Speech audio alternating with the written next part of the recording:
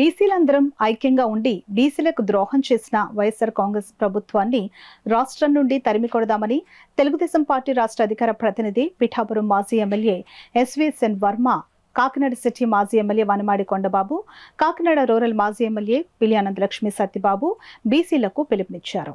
పిఠాపురం నియోజకవర్గం యు కొత్తపల్లి మండలం అమీనాబాద్ గ్రామంలో తెలుగుదేశం పార్టీ రాష్ట్ర అధికార ప్రతినిధి పిఠాపురం మాజీ ఎమ్మెల్యే వర్మ ఆధ్వర్యంలో జై హో బీసీ కార్యక్రమం రెండో రోజు జరిగింది.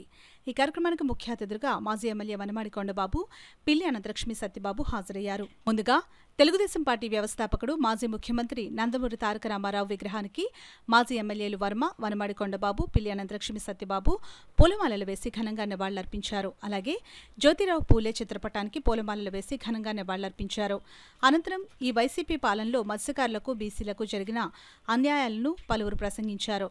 అనంతరం మాజీ ఎమ్మెల్యే వర్మ, పిల్లి అనంతలక్ష్మి సత్యబాబు, వనమాడి కొండబాబు కార్యక్రమాన్ని ఉద్దేశించి ప్రసంగించారు. అనంతరం పిఠాపురం నియోజకవర్గంలో గత తెలుగుదేశం ప్రభుత్వం హయాంలో జరిగిన అభివృద్ధితో కూడిన కరపత్రాలను మాజీ ఎమ్మెల్యేలు వర్మ, వనమాడి కొండబాబు, పిల్లి అనంతలక్ష్మి సత్యబాబు ఆవిష్కరించారు.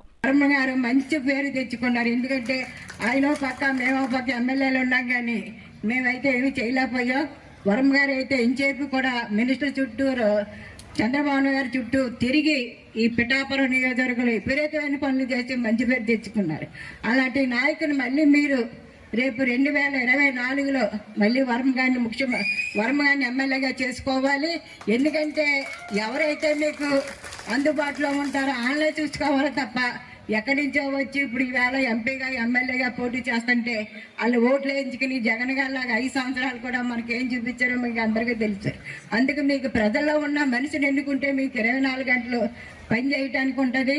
ఎందుకంటే వర్మ గారు రాజులైనా మన బీసీల్ని ఫిషర్మెన్ చుట్టూ ఆ వర్మ గారు ఉంటున్నారు కాబట్టి ఆయన గౌరవం మనం కాపాడాలి. ఒక బీసీ కులస్తులుగా, ఫిషర్మెన్ కులస్తులుగా ఆయనకి మనం గౌరవం ఇచ్చి ఆయన మళ్ళీ ఎమ్మెల్యేగా చేసుకుంటే విపరీతమైన పనులు కూడా చాలా ఆగిపోయి ఉన్నాయి. అన్నీ కూడా మీకు అన్ని అందుబాటులో ఉంటాయి.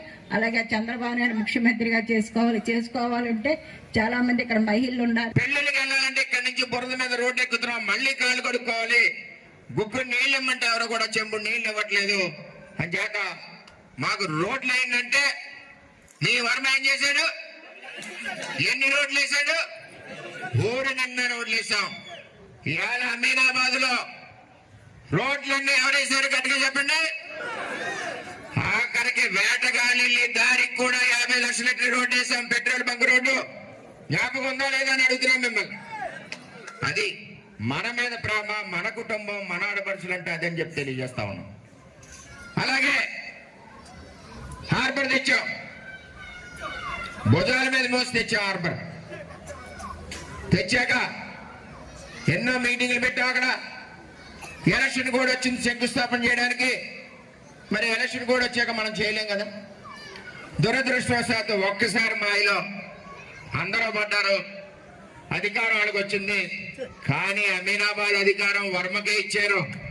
500 మెజార్టీ ఇచ్చిన గ్రామం అమీనాబాద్. అవునా కదా అని అడుగుతా ఉన్నా. అలాగే అందరూ కూడా మెజార్టీ ఇచ్చారు. ఈవేళ నేను ఒకటి అడుగుతా ఉన్నా, హార్బర్ లో వేటగాళ్ళు చనిపోతుంటే ఈ పొన్నూరు వాళ్ళు, నాన్ లోకల్ వాళ్ళు, ఎంపీ గానీ ఎమ్మెల్యే గానీ వచ్చి పలకరించారని చెప్పి నేను అడుగుతా ఉన్నా. మాకంటే బాగా వాళ్లే చెప్తున్నారు. ఇక్కడ మంచి నాయకత్వం మత్స్యకారులు కానీ, బీసీలో కానీ, చెట్టిబంజీలో కానీ, పద్మశాలిలో కానీ అన్ని వర్గాల ప్రజల్లో ఈ రోజు ఆ నాయకత్వం పెరిగిందంటే తెలుగుదేశం పార్టీలోనే పెరిగిందని కూడా ఈ సందర్భంగా తెలియజేస్తున్నా. వైసీపీలో ఆ నాయకత్వం పెంచలేదు, గౌరవం ఇవ్వలేదు. మీరు గర్వంగా చెప్పుకోవచ్చు, ఆ రోజు నేను లోన్ ఇప్పించాను, ఆ రోజు నేను బోట్ ఇప్పించాను, ఆ రోజు వాళ్ళు ఇప్పించాను. ఈరోజు ఈ నాయకులు చెప్పుకోగలరా? మన సోదరులు, బీసీ సోదరులు వేవర్స్ లో ఉన్నారు, బీసీ సోదరులు ఒక లోన్ ఇప్పించారా? చెట్టిబంజీ సోదరులు ఉన్నారు వైసీపీలో, ఒక లోన్ ఇప్పించారా? ఎవరైనా సరే బీసీలో మనకి 93 కులాలు ఉన్నాయి. ఆ 93 కులాల్లో రమ్మనండి. ఈరోజు ఈ రాష్ట్రంలో ఆ పసుపు కండ వేసుకుని మీరు రోడ్డు మీద తిరిగితే మీకు సలాం కొడతారు. వైసీపీ కండు వేసుకుంటే తరిగి కొడతారని కూడా సందర్భంగా తెలియజేస్తారు. తరిగి కొడతారు ప్రజలు. ఆ కోపంతో ఉన్నారు అందరు కూడా. ఈ రోజున బాధపడుతున్నారు అందరు ప్రజలు ఒక ఆవేదన ఉంది. ఈ రాష్ట్రాన్ని పాడు చేశారు, అన్ని విధాలు కూడా నష్టపెట్టారు. మనం చెప్పడం కాదండి, మొన్నటి వరకు చంద్రబాబు నాయుడు గారు చెప్పేవారు, మన లోకేష్ గారు చెప్పేవారు, పవన్ కళ్యాణ్ గారు చెప్పేవారు. ఇప్పుడు జగన్ గురించి మనం చెప్పక్కర్లేదు, వాళ్ళు చెల్లాయే చెప్తుంది జగన్ ఎలాంటోడని ఈ సందర్భంగా తెలియజేస్తున్నాం. వాళ్ళు చెల్లాయే చెప్తుంది ఈ రోజున.